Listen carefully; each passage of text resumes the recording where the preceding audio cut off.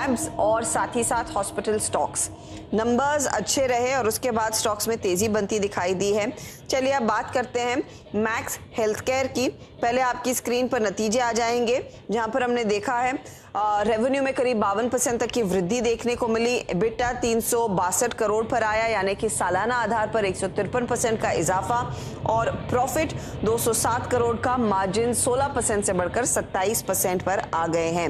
मजबूत तिमाही रही, बहुत ही बढ़िया परफॉर्मेंस। अब मेरे साथ जुड़ रहे हैं दरअसल कंपनी के CMD अभय सोई। अभय, स्वागत है आपका CNBC आवाज पर। कांग्रेचुलेशंस, बहुत ही स्ट्रॉन्ग क्वार्टर रहा है। अगर आप ईयर ऑन ईयर कंपेयर करें, यानी कि पिछले साल से इस साल, क्वार्टर ऑन क्वार्टर हालांकि थोड़ी सी नरमी देखने को मिली है या फिर साइडवेज नंबर्स रहे हैं, क्या हाइलाइट्स थे इस पर्टिकुलर क्वार्टर के आपके लिए? पहले तो मैं आपका ध्यान सीक्वेंशियल बेसिस पे ले जाना चाहता हूं, क्योंकि आपने कहा कि वो इंक्रीमेंटल रहे सीक्वेंशियल बेसिस पे।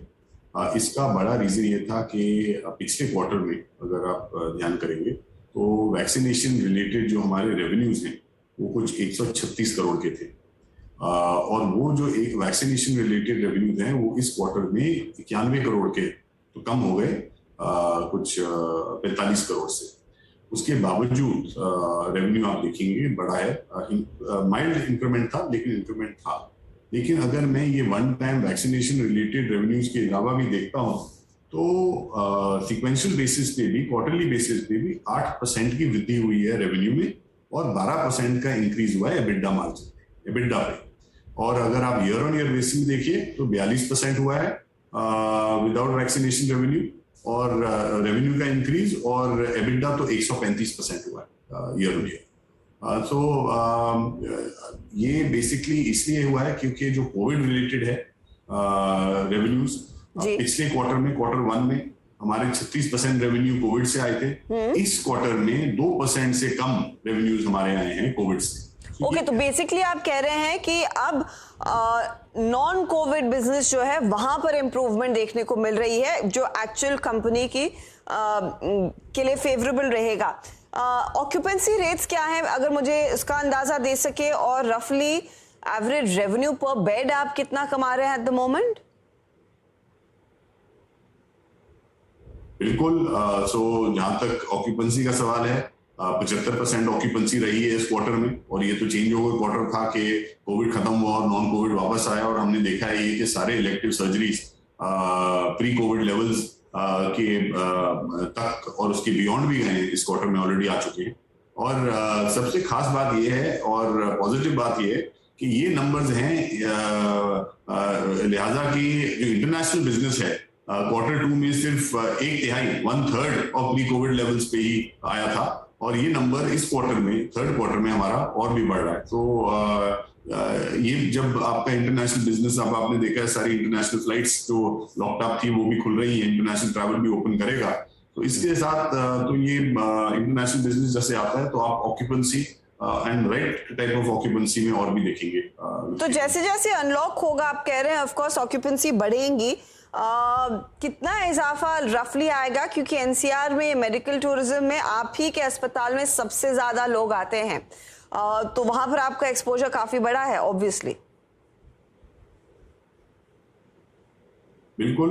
जो इंटरनेशनल बिजनेस है वो हाई आरपॉप बिजनेस और हाई एबिटा बिजनेस भी रहता है, क्योंकि जो लोग इंटरनेशनल ट्रैवल के लिए आते हैं वो बड़ी सीरियस डिजीज बर्डन के साथ आते हैं, कोई छोटे मोटे फ्रैक्चर के साथ नहीं, कोई बहुत कॉम्प्लेक्स नी रिप्लेसमेंट के लिए या सॉलिड ऑर्गन ट्रांसप्लांट के लिए, या जो बहुत कॉम्प्लेक्स प्रोसीजर्स होते हैं उन्हीं के लिए लोग ट्रैवल करते हैं, और इनके लिए यूजुअली जरा बिलिंग भी ज़्यादा होती है, क्योंकि ज़्यादा ये स्पेशलाइज्ड केयर रहता है इसका। तो अब इसके वापस आने से हम देखेंगे कि और भी हमारा आरपॉप और एबिटा पर बेड बढ़ना चाहिए। लेकिन इसके अलावा भी अगर आप देखिए तो 75% ऑक्यूपेंसी पूरे क्वार्टर की रही है, और ये ऑक्यूपेंसी बढ़ रही है जैसे मैंने कहा। तो ये ऑक्यूपेंसी 75% से अभी भी गुंजाइश है 2-3%, मतलब क्वार्टर 1 में तो कोविड क्वार्टर में ये 81% पे भी थी पूरे क्वार्टर के लिए, लेकिन सारा टाइम 81% पे नहीं चल सकता कोई हॉस्पिटल, वो 78-79% पे चल सकता है। 3-4% ऑक्यूपेंसी की और वृद्धि हो सकती है हमारी, और इंटरनेशनल बिजनेस भी मैंने कहा वापस आएगा। और के साइंस डेफिनेटली है, इंटरनेशनल बिजनेस और ऑफ कोर्स ऑक्यूपेंसी बढ़ेगी। मैं एक चीज नोटिस कर रही हूँ, सालाना आधार पर आपकी टीपीएस में भी काफी इंप्रूवमेंट देखने को मिली है, क्या ये ट्रेंड जारी रहेगा अब? पिछले 4 क्वार्टर्स में आपने देखा है कोविड के डर से और वैसे भी लोगों ने मेडिकल पॉलिसीज बहुत खरीदी, और बहुत इंश्योरेंस कंपनीज ने मेडिकल पॉलिसी सेल्स बहुत ज्यादा बढ़ी है उनकी, और इसका बहुत ज्यादा इसका नॉक ऑन इफेक्ट हो रहा है हॉस्पिटल्स में, क्योंकि जैसे जैसे लोग और मेडिकल पॉलिसीज लेते हैं, और जब आप सेंसिटिव नहीं होते प्राइसिंग पे, क्योंकि जब आपको अपनी जेब से पैसे देने पड़ते हैं तो आप प्राइस सेंसिटिव होते हो, आप हॉस्पिटल, नर्सिंग होम, हर जगह जाके कंपेयर करोगे प्राइसिंग प्रोसीजर की।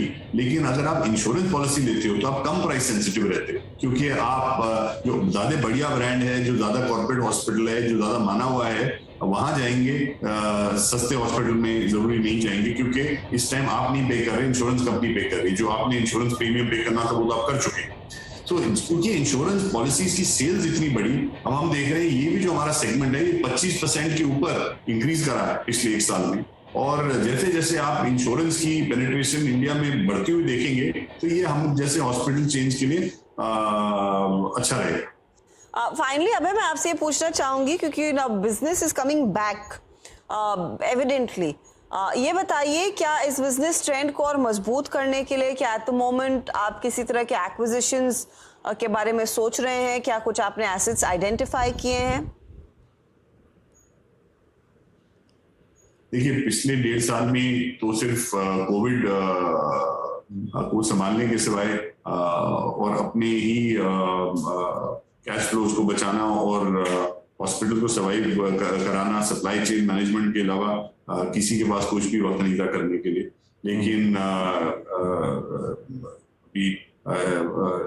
थोड़ी परिस्थिति जरा ईज अप करी है, तो हम अपने बैक टू बिजनेस आए हैं, और जो हॉस्पिटल एक्विजिशन है वो लाइन अप हुई है, और बातें भी चल रही हैं। तो हमने तो पिछले 10 साल में काफी एक्विजिशन करी है, तो पिछले 2 साल में कुछ नहीं करी, लेकिन उससे पहले तो पिछले 10 साल में काफी एक्विजिशन करी। तो अब हमको ऐसे ही लगता है कि अगले शॉर्ट टर्म में हम जरूर कोई ना कोई एक्विजिशन करेंगे, क्योंकि हमारी बैलेंस शीट भी स्ट्रांग है, डेट फ्री कंपनी है ऑलमोस्ट, और 1 क्वार्टर से एबिटा से कम का डेट है हमारी बुक्स में, फ्री कैश फ्लोज भी स्ट्रांग है, और डिजायर भी है करने के लिए। तो अब जरूर देखेंगे एक्विजिशन।